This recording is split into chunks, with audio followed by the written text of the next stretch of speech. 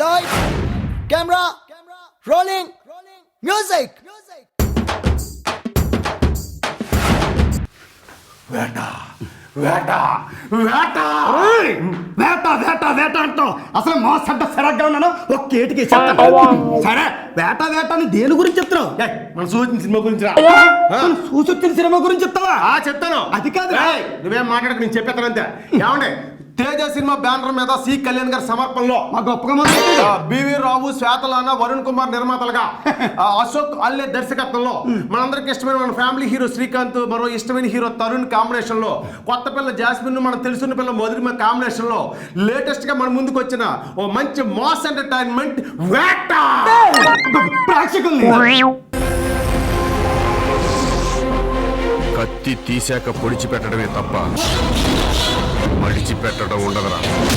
బేసిక్గా నేను ఇంతవరకు ఎవరిని కొట్టలేదు. కొట్టడం అంటూ మొదలు పెడితే ఎలా ఉంటుందో మీరే చెప్పండి.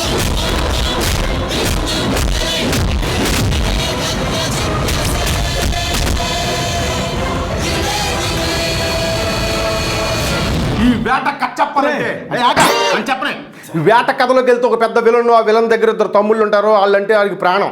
వీళ్ళందరూ స్కెచ్లు వేసుకుని జాగ్రత్తగా మర్డర్లు చేసుకుంటా, రేపులు చేసుకుంటా వ్యాపారం గడిపేస్తూ ఉంటారు. ఇలాగ ఒక వ్యవహారం నడుస్తూ ఉంటుంది. ఇలాంటి వ్యవహారంలో అనుకోకుండా ఎదురైన ఒక లవర్ బై మన హీరో తరుణ్, ఇతను పరిచయం అవుతాడు ఎవరికి? విలన్ తమ్ముళ్ళకి. ఒక చిన్న సిచ్యువేషన్ వల్ల ఇతను తీసుకెళ్లి విలన్ దగ్గర పెడతారు. మంచి సమర్థుడు మన దగ్గరే ఉంటాడు అనుకుంటారు. అనుకోకుండా జరిగిన కొన్ని సంఘటనలు విలన్ తమ్ముల్ని అతి దారుణంగా చంపేస్తాడు ఈ లవర్ బాయ్. కానీ చంపింది అతను కాదు అని చెప్పేసి కప్పిపుచ్చుకుని ఎవరో చంపారన్న ట్విస్ట్ ఇస్తాడు. ఆ ట్విస్ట్లో ముసుగులో ఉన్నటువంటి ఆ విలన్ ఏం చేస్తాడంటే ఎవరు తన తమ్ముళ్ళని చంపారో వాళ్ళని అంతం చేయాలని చెప్పి ప్లాన్ చేస్తూ ఉంటాడు.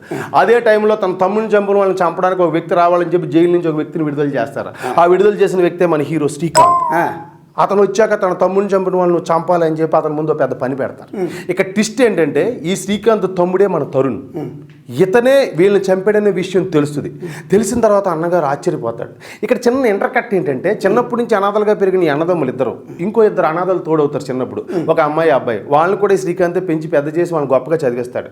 అందులో ఒక అమ్మాయి మంచి న్యూస్ రిపోర్టర్ అవుద్ది. ఆ న్యూస్ రిపోర్టర్ అనే అమ్మాయి దగ్గర ఈ విలన్కి సంబంధించిన కొన్ని రహస్యాలు ఉన్నాయని తెలుసుకుని వీళ్ళిద్దరు తమ్ముళ్ళు అమ్మాయిని చంపడానికి వెళ్ళి అమ్మాయిని చంపేసి అమ్మాయితో పాటు తమ్ముడిని కూడా చంపేస్తారు. ఆ చావుని కళ్ళారా చూస్తాడు మన లవర్ బాయ్ తరుణ్. ఆ విషయం అన్నగారు చెప్తాడు. అయినా సరే ఆ విషయాల్లో నువ్వు వెళ్ళకరా బాబు అని చెప్పి ఆ అచ్చికేసిన తన మీద తెచ్చుకుని జైలుకి వెళ్తాడు. ఇదంతా ఫ్లాష్ బ్యాక్ కథని అక్కడ ఓపెన్ చేస్తాడు.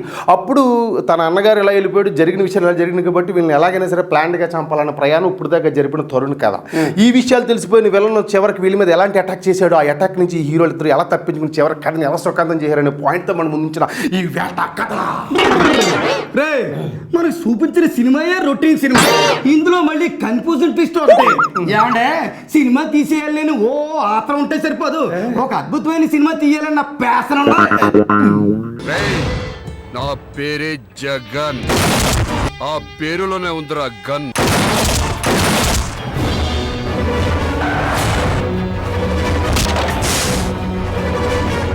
తమ్ముళ్ళిద్దరిని చంపింది మీ వాడే. నువ్వు కాదు కదా, నీ అప్పలు, నీ తాతలు, నీ ముత్తాతలు కట్టుకుని వచ్చిన టచ్ కూడా చేయలేరురా.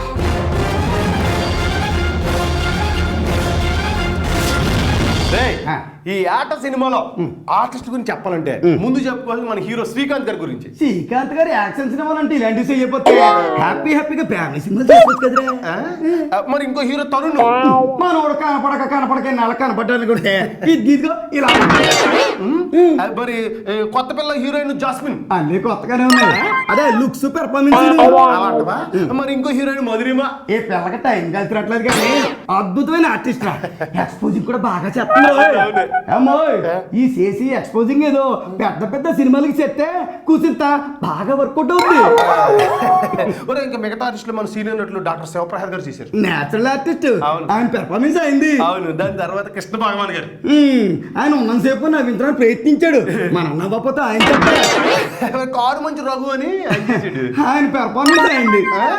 దాని తర్వాత దీప్తి వాజ్పేయి అని మన న్యూస్ రీడర్ గారు. రే పిల్లకెందుకు రే బాధలు, శుభ్రంగా టీవీలో న్యూస్ చదువుకో.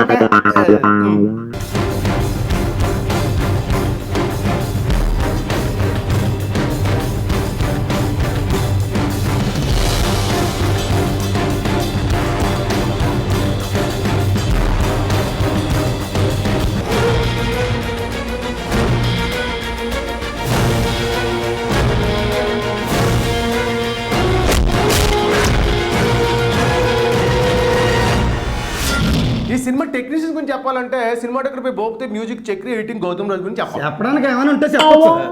తర్వాత మరి నిర్మాతలో బివి రావు, శ్వేతాలాన, వరుణ్ కుమార్. ఈ సినిమా నీళ్ళు ఇష్టపడి తీసారు కదా. దర్శకుడు అశోక్ అల్లే. ఇందాకనే చెప్పాను కదరా, ఏం చెప్పావు? సినిమాని ప్యాషన్ తో తీయాలి, ఫ్రస్ట్రేషన్ తో తీసుకోవాలి. ఈ డిప్రెషన్లోకి వెళ్ళిపోయి ఉన్నాడు. ఎవరిని చంపాలనుకున్నా వాడి అడ్డాకెళ్ళి చంపడం చిన్నప్పటి నుంచి అలవాటైపోయింది. అంతా వెతకండి, వాడు నాకు ప్రాణాలతో కావాలి. నువ్వు చచ్చినట్టు పడుంటేనే నిన్ను చంపకుండా వదిలేస్తాను. కాదని మళ్ళీ మొదలు పెట్టావా? నువ్వు బెదిరిస్తే బెంబేలెత్తిపోవడానికి నేను నీ బామ్మర్దిని కాదు. కన్ను చూస్తే వెన్నులో వణుకు పుట్టడానికి, కత్తిని చూస్తే కారిపోవడానికి నీలా మాది కల్తీ నెత్తులు కాదు, ఒరిజినల్. ఏమండే ఈ సంవత్సరం సుమారు 30 సినిమాలు అప్పుడు రిలీజ్ అయిపోయినాయి. రిలీజ్ అయిన వాటిల్లో కమర్షియల్గా ఏది కూడా ఒక గొప్ప కమర్షియల్ సినిమాగా నిలబడి నిర్మాతల కాసులకు వర్షం కురిపించిన సినిమా ఇప్పటి వరకు లేదు. ఇంకా మంచి సినిమాలుగా చెప్పుకోవాలంటే అవి కూడా 4, 3 చెప్పగలుగుతున్నాం. ఇలాంటి పరిస్థితుల్లో మంచి సినిమా కోసం ప్రేక్షకులు ఎదురు చూస్తున్నప్పుడు మీరు ఎందుకు మంచి సినిమా రూపొందించలేరు, మంచి సినిమాని ఎందుకు అందించలేరు? ఇది చిన్న సినిమానా, పెద్ద సినిమానా, థియేటర్లు దొరికినాయా, దొరకలేదు, ఇది అంతా అనవసరం అండి. ఒక మంచి సినిమా మీరు రూపొందిస్తే ఖచ్చితంగా ఒక్క థియేటర్లో మీరు రిలీజ్ చేసినా ఆటోమేటిక్గా వారం తిరగకుండా 4 థియేటర్లకు వెళ్ళిపోద్ది. జనం ఆదరిస్తారు, చూస్తారు. మరి ఎందుకని ఈ చిన్న లాజిక్ మిస్ అవుతున్నారు? ఏదో ఒక సినిమా చుట్టేయటం, ప్రేక్షకుల మీద వదిలేయటం. చిన్న సినిమా బాగుంటే బాగుంది అని ఒక వార్త వచ్చే కూడా థియేటర్కి వెళ్ళలేని ప్రేక్షకులు థియేటర్కి వచ్చి చూస్తారా లేదా అనే డౌట్లో ఉన్న ఈ పరిస్థితుల్లో ఓ మాదిరిగా ఏదో సినిమాని చుట్టేస్తే థియేటర్కి ప్రేక్షకులు ఎలా వస్తారు? దయచేసి ఒక మంచి కాస్టింగ్ని పొందుపరుస్తున్నారు కానీ మంచి కథాకథనాలను పొందుపరుచుకోలేకపోతున్నారనే నిజాన్ని గ్రహించి మరిన్ని మంచి సినిమాలు తీయడం కోసం మీరు అందరూ కృషి చేయాలని కోరుకుంటున్నాను. లేదంటే ప్రతిరోజు తమిళ సినిమాలు రిలీజ్ అవుతాయి, తమిళ సినిమాలు సూపర్ హిట్ అవుతాయి, తమిళ సినిమాలు చూసి ఆనందించాల్సిన పరిస్థితి తెలుగు ప్రేక్షకులకు వచ్చేలా ఉంది. ఈ వారం తీసుకుంటే ఎన్నో సినిమాలు తమిళ సినిమాలు రిలీజ్ అవుతున్నాయి, అన్నింటికి మంచి మంచి టాకులు పొందుపరుస్తున్నారు. అబ్బా బాగుంది అంటున్నారు. మన సినిమాలకి ఎందుకు ఆ టాక్ రాదు? మన సినిమా ఎందుకు వాటికి పోటీగా నిలబట్టలేదు? ప్లీజ్ ఆలోచించండి, తెలుగు సినిమాని బ్రతికించండి. ఇంతకన్నా ఓ తెలుగు ప్రేక్షకుడికి ఏం కోరుకుంటాను చెప్పండి. అయినా సరే మన సినిమాలు మనం ఆదరిద్దాం. మరి నగరంలో ఇంకా చాలా సినిమాలు విడుదలవుతున్నాయి, అన్ని చూసి వచ్చి చెప్పే బాధ్యత నాకు ఉంది కాబట్టి నేను వస్తాను. నా అలాగే మీరు అందరూ కూడా బాధ్యత వహిస్తారని కోరుకుంటున్నాను. ఉంటానండి, మీ ఎర్రబాబండి.